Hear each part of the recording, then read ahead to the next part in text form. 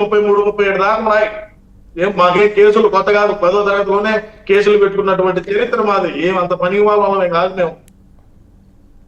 పోతే ఈ రోజు 16 నెలల పాటు జైల్లో ఉన్నాడు. ఈ లిక్కర్ కేసు ఏమైతుందో తెలియదు.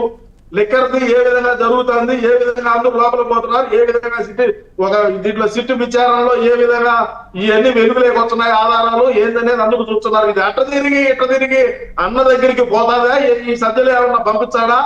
అన్న దగ్గరికి పోతే అన్న వల్ల లోపలికి పోయినాడంటే పార్టీని ఎవరు నడపాలా?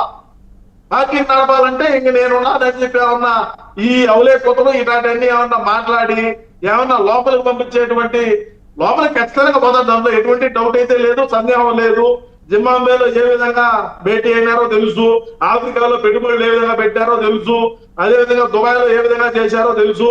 బ్రహ్మాండంగా ఇలా వచ్చినటువంటి ఆ నల్లధనాన్నంతా ఏ విధంగా బ్లాక్ అండ్ వైట్ గా మార్చారో తెలుసు. అన్ని రాష్ట్రంలో ఉండేటువంటి ప్రజానికానికి ప్రతి ఒక్కటి కోసం తెలుస్తా ఉండాలి. ఇవన్నీ తెలిసినప్పుడు ఖచ్చితంగా జగనన్న కాడికి వచ్చాలి. ఇప్పుడు అన్ని తలగాయలు అయిపోయినాయి, పెద్ద తలగాయ దగ్గరికి వచ్చాలి. వచ్చినప్పుడు ఖచ్చితంగా అన్నకి సమయం ఆసన్నమైనదంటే పోయి కూర్చోవాలి. లోపల కూర్చుంటే పార్టీని ఎవడు ముందుకు నడిపించాడు? గతంలో అంటే అన్న లోపల ఉన్నప్పుడు షర్మిల ఉండింది, విజయమ్మ గారు ఉన్నారు.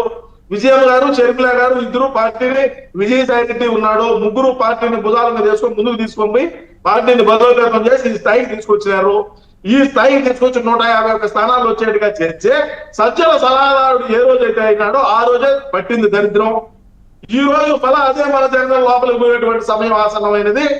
ఈయన సజ్జల కన్నా టేకప్ చేసినాడంటే వైసీపీ పార్టీ ఆంధ్ర రాష్ట్రంలో లేకుండా చేసి ఇంకొక దేశానికి పోతాడు సజ్జలని చెప్పి కూడా నేను ఈ సందర్భంగా తెలియజేస్తున్నా. అంటే మీరు చెప్తున్న దాన్ని బట్టి చూస్తే విజయసాయి రెడ్డి గారి దగ్గర నుంచి, విజయలక్ష్మి గారి దగ్గర నుంచి, షర్మిల గారు తర్వాత ఆ పార్టీలో ఉన్న కీలక నేతలందరూ పార్టీని వీడి వెళ్ళిపోవడానికి కారణం సజ్జల గారే అంటారు. ఈ పార్టీ మొత్తానికి ఈ స్థితికి తీసుకురావడానికి అంటే కాదు, పార్టీ అధినేత తీసుకున్న నిర్ణయాలు కూడా ఉంటాయి కదా, పార్టీ అధినేత తీసుకున్న నిర్ణయాలు ఏం లేవా?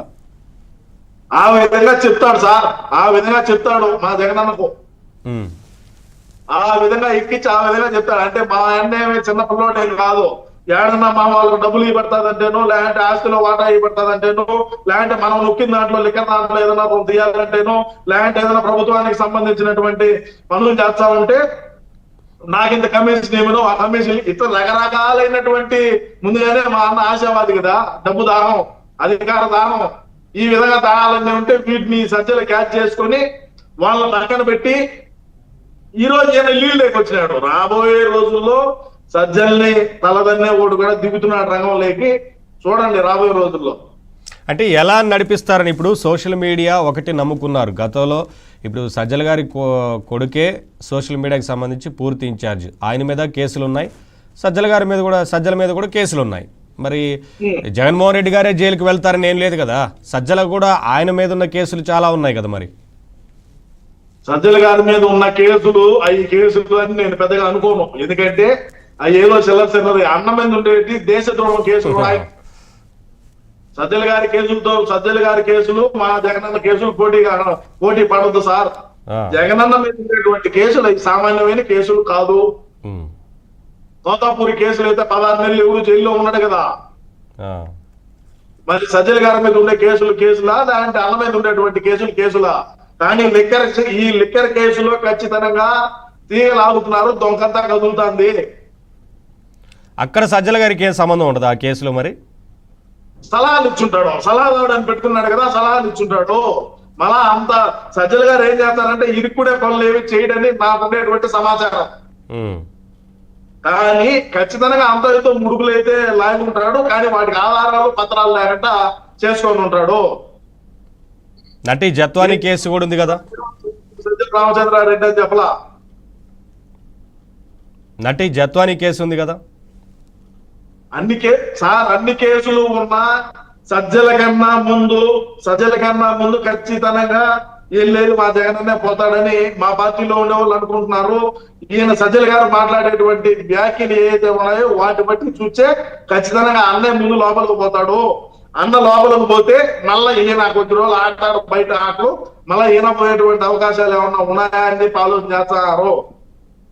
కానీ మీ పార్టీ అధినేత మీరు చెప్తున్న దాన్ని బట్టి చూస్తే ఎవరికి కూడా పెద్దగా బయటకు వచ్చి సొంతంగా ప్రకటనలు ఇచ్చే అవకాశం ఉండదు, నిర్ణయాలని వెల్లడించే ఛాన్స్ ఉండదు. అలా చేస్తే ఖచ్చితంగా కఠిన చర్యలు తీసుకుంటారు, వేటుబడే అవకాశం కూడా ఉంటుంది. గతంలో చాలామంది దగ్గర దగ్గర చాలా సీట్లు స్థానాలే మార్చారు. వినకపోయినా సరే ఒక స్థానం నుంచి ఇంకో స్థానానికి, ఒక జిల్లా నుంచి ఇంకొక జిల్లాకి మార్చి పోటీ చేయించారు. అటువంటిది ఈ వారికి తెలియకుండా ఇటువంటి వ్యాఖ్యలు చేస్తే ఆగ్రహాన్ని వ్యక్తం చేయడమే కాకుండా వేటుపడే ఛాన్సులు ఉంటాయా? లేదంటే ఇప్పుడు మనకి పార్టీకి ఎవరు లేరు కాబట్టి మనం ఏ చర్యలు తీసుకోవడానికి వీలేదని చెప్పి కాస్త లోపల మందలించి బయటికి పంపించారని అనుకోవాలా? ఏడా నేను 2 అంశాలు చెప్తా నవీన్ గారు. చెప్పండి. ఇప్పుడు సజ్జల గారి ఆగ్రహం, సజ్జల గారిని ఏదో మందలించి బయటికి పంపించినాడు అనే దాన్ని మనం ఒకసారి పరిశీలన చేస్తే, గతంలో ఈ సజ్జల మాటలినే అన్న ఈ విధంగా అయిపోయినాడు, అది అందరికీ తెలుసు. ఈ రోజు అక్కడ జరిగినటువంటి ఆ మీటింగ్ లో ఆ ఇంటర్వ్యూలో ఆయన మాట మాట్లాడాల్సింది కాదు. అన్న గట్టిగానే మందలించి పంపించినాడు. కానీ నేనైతే సజ్జల గారి మీద పోరాటం చేస్తానే ఉన్నా. ఇటువంటి వ్యాఖ్యలు చేయకూడదు. ఇటువంటి వ్యాఖ్యలు చేస్తే మన పార్టీకి చాలా